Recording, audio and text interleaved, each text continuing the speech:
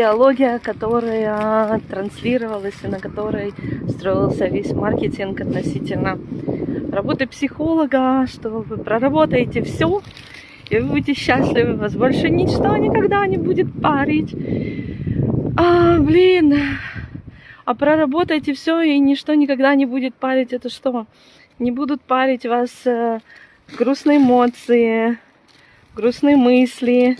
Вы не будете больше чувствовать ничего. А вы уверены, что вы потом будете счастливы? Тогда будет наполнена ваша жизнь. Только положительными эмоциями, но это так не работает. Тогда наступает просто пустота. Нет ничего. Вы не сталкивались с тем, когда вы все проработали, и вам все пофиг, и нет эмоций, ни плохих, ни хороших, ни позитивных, ни отрицательных, ни веселых, ни грустных? Что приходит тогда? Веселая жизнь?